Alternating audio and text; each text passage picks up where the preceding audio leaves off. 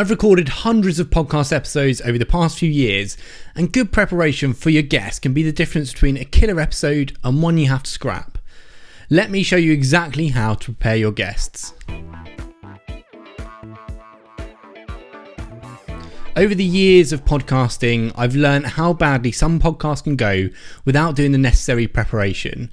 When we're recording remotely, it's even more important to have documentation and processes to make sure everything runs smoothly. Speak with your guest prior to explain how the remote recording will work. I've seen some podcasts create some kind of guidance document which contains all of the information for a seamless remote recording. Here's a list of some of the things you should include. Get your guest excited about your show with a paragraph or two explaining what your podcast is all about. Leave links to some of the best guests you've had on in the past so they can listen to a previous episode. Maybe also some social proof from these previous guests. To get the lossless studio quality files that make it sound like you're in the same room as your guest, you should really be using riverside.fm. It can be helpful at this point to add in a section in your document that explains a little bit more about what Riverside is, or you could link to our platform walkthrough which we've made on this channel. In the pre-recording call, which I'll get onto in the next section, you can show them exactly how Riverside works. Here's some recording requirements too. First of all, have a quiet room. This is self-explanatory, but the quieter the room, the better the sound is going to be. Remind your guests that audio quality is super important, with this being an audio format. Wearing headphones stops any distracting mic bleed or echo cancellation to be required. Riverside.fm gives you the option to choose if you're wearing headphones or not in the studio, and you will turn on echo cancellation if you don't. This results in a slightly more compressed sound. If you can, get your guests to join 5 or so minutes early to allow for any technical setup, and also give you a little brief conversation before you start. If this isn't possible, build it into the time slot of the recording. To get the most out of Riverside.fm, you'll need your guests to use Google Chrome on a Mac or PC. Currently, it doesn't record locally without using Chrome, so this bit is really important. Just make sure you mention it in your document. Ask your guests to turn off all notifications on their laptop and close apps they already have open. This minimises the risk of another app taking up too much processing power or anything causing the computer to crash. Also, having notifications off will stop any unwanted sounds. If you're recording a video podcast, you'll want to make sure your guest has good lighting and composition. Explain a little bit about why this is important and what your guest can do to make sure this is as good as possible. Ask them to get a nice big light source if they can, or move near to a window. Turn off any lights that might be behind them, which causes the background to be light and the subject, your guest, to be dark.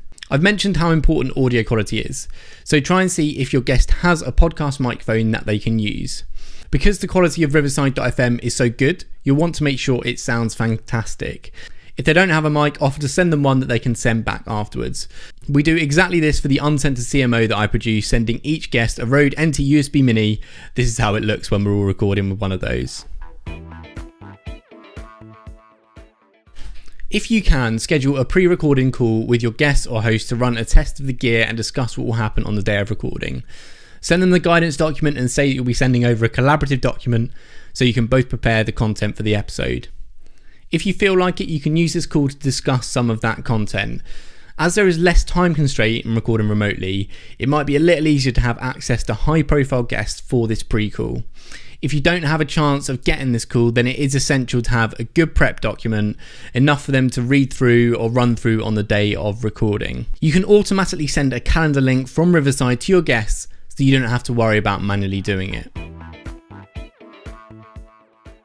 Create a collaborative document that you can all work on to prep. This will be the lifeblood of your recording and will contain all of your research, talking points, a structure, and any other interesting things you'd like to add to your show. This will help put your guest at ease, giving them plenty of time to prep answers if they'd like to. Use a software like Notion or Google Docs so you can create a doc that multiple people can work on at the same time. You can invite your guests to this document so that you can both work on it together. This can be really helpful for the guest, knowing what will be discussed in the episode, and will be useful to you so you know what the guest might want to bring to the table. If you want to, you can combine this document with the briefing document that I was talking about earlier, so everything is in one place. Here's the example of the document we use for the Uncensored CMO, a podcast that I produce. You can see it also gives an introduction to the podcast and its mission, which is helpful for some guests to really buy into the podcast. For my episodes of Indie Bites, I also script my intro and read it out live on the podcast, and I put that in this document too. With all of your prep, you should be ready and raring to go for your podcast recording. You should be happy with the content covered, and they'll be armed with a quiet room, wearing headphones and on Chrome. Now, on the day, your recording should go seamlessly. With the tools built into riverside.fm, you'll be able to check everything on your end, such as seeing if everyone is on the right microphone and the levels are good throughout. There may be times, despite all of your preparation, where things could go wrong. People might have trouble connecting their mic on the day, or they might need a bit of software for their microphone to work on their computer. If this happens, you can use Riverside's screen share feature to walk your guests through their setup and troubleshoot if you need to.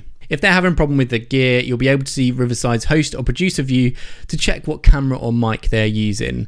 This has been absolutely invaluable to me when I record a podcast because I can see exactly what mic they're using and I can tell them if they need to change their input settings. This is so much easier than trying to troubleshoot blind, such as when I was producing podcasts using software like Zoom. As with any process, it will adapt and evolve over time. As you record more and more episodes, you'll learn more about what worked well and what didn't. You should use this video as a guide, but try to adapt it to see what works for your podcast and your guests. After you finish recording the episode, send your guest a follow-up message asking how they found the experience and if there is anything they'd change to make it easier. This way you can continue to improve your pre-production process to make your podcast the best it can possibly be. Even at the end of the call, I like to ask the guest how they found the interview and if I made them comfortable and interesting for them. So that's all it takes to prep your guest for recording. Ensure you've got processes in place to make sure nothing goes wrong. Have a call with your guest beforehand to ensure everything is working correctly. Then create a collaborative document that you can both work on while preparing your show. Do you do anything different than in this video for your preparation? Maybe you take a more informal approach. Let us know in the comments below. We're going to be producing a bunch more videos on this YouTube channel about podcasting, video interviews and more. So if you want to learn more about starting and growing a podcast, make sure you subscribe to the channel and turn on notifications so you don't miss an episode. Thanks for watching.